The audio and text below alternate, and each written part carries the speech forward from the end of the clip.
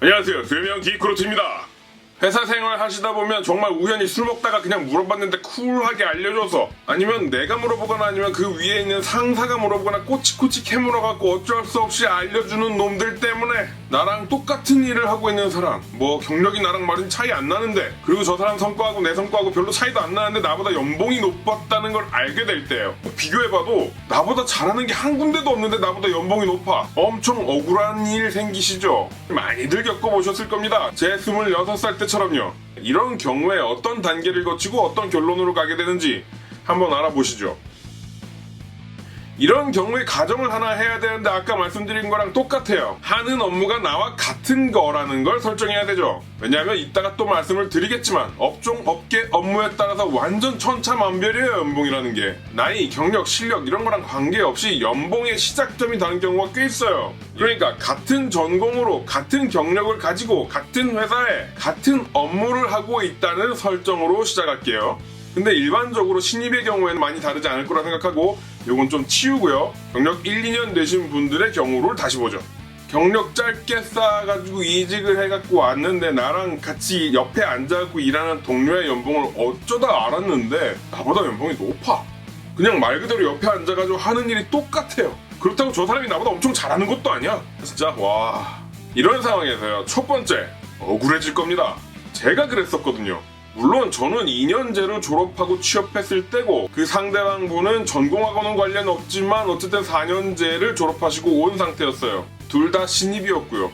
이 채널 완전 초반 영상에 말씀드린 적이 있는데 제가 그분의 사수였어요. 8개월 정도 더 먼저 일을 하고 있었고 그분이 새로 들어와서 일러스트2라고 플래시2를 잘 다루지 못하시는 분에게 애니메이션을 가르쳐야 되는 입장이었어요.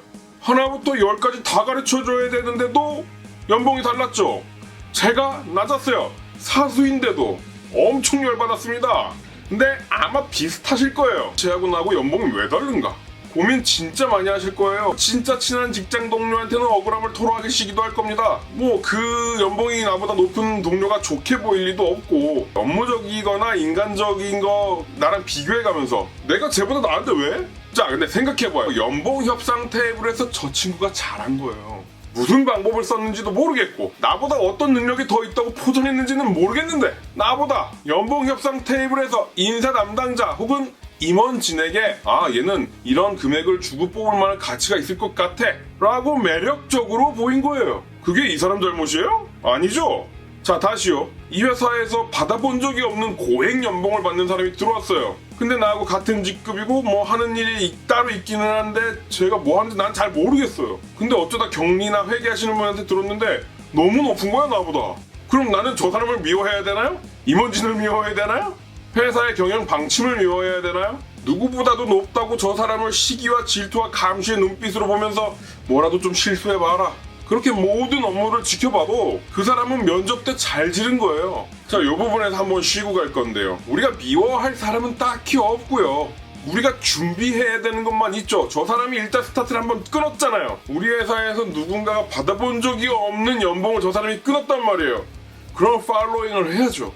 그리고 만약에 저 사람이 그런 고액 연봉을 받고 있는데 경영진이 저 사람한테 기대하는 기대치만큼의 업무의 성과가 안 나오면 알아서 잘려요. 연봉이라는 건 그냥 숫자가 아닙니다.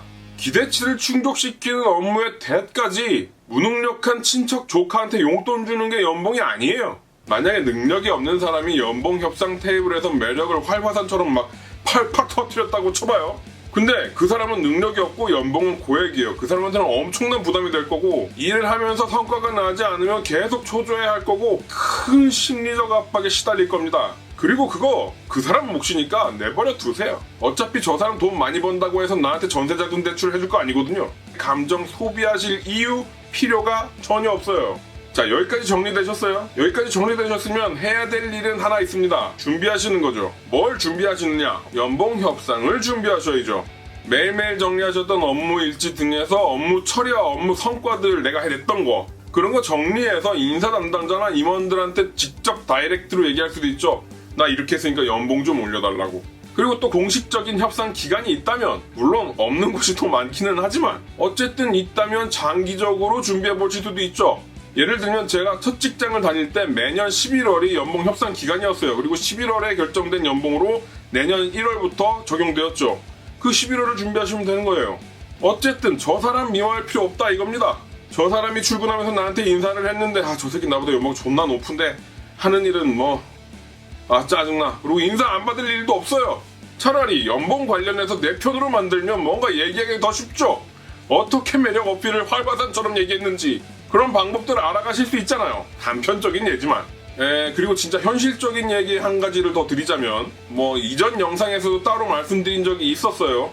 한 직장에서 연봉이 1,000만 원 이상 올라가는 일은 흔하지 않습니다. 있긴 있죠. 2,500으로 시작한 직장에서 3,500까지 올라가는 일이 쉽지 않아요. 그런 인생 사시는 분들 많지 않습니다. 계속 말씀드리지만 있긴 있고요. 보통은 어떻게 연봉을 올라가느냐면 점핑이라고 해서 이직을 하는 거죠. 이거 경험해보신 분들 엄청 많을 겁니다. 왜냐면 점핑이라고 이름이 붙을 만큼 공식적이고 보통 일반적으로 하시는 일이거든요. 연봉을 올리기 위해서요. 그리고 어느 정도 경력이 쌓이시잖아요. 이거를 이직할 때마다 연봉을 낮춰서 이직하는 일은 많이 일어나지 않습니다. 보통은 점핑해서 올라가죠.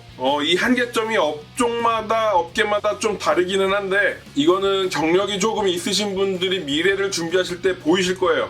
여기서 한 단계 더 뚫어내려면 어디로 가야 된다 같은 거. 그래서 원래는 디자이너 출신 기획자, 개발자 이런 분들 많이 있죠.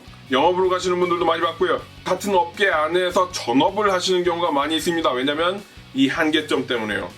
이 부분은 나중에 따로 말씀드리기로 하고요. 자, 오늘의 결론은 미인은 용기 있는 사람이 차지한다. 이거 대입해서 연봉은 질러보는 사람이 선점한답니다. 물론 실력을 가지고 질러보셔야 한다는 거.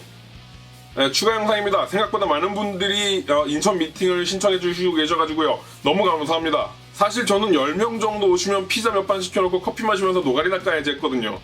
댓글로만 40명이 넘게 오실지 못 오실지 안 오실지 모르겠지만 어쨌든 그래서 먼저 넉넉한 장소를 좀 구해야 되거든요. 한낱 중소기업 직장인인 제가 능력껏 구하기는 해보겠지만 진짜 그분들이 다 들어갈 수 있을 만큼의 넉넉한 장소가 준비가 안 되면 아예 지역별로 10명에서 15명 정도를 모이는 모임 같은 거를 전국적으로 다녀볼 생각도 좀 있습니다. 어쨌든 10월에서 11월 주말, 왜냐면 저는 직장인이니까요. 준비되는 대로 공지 올려드리겠습니다. 감사합니다. 피자 먹어요.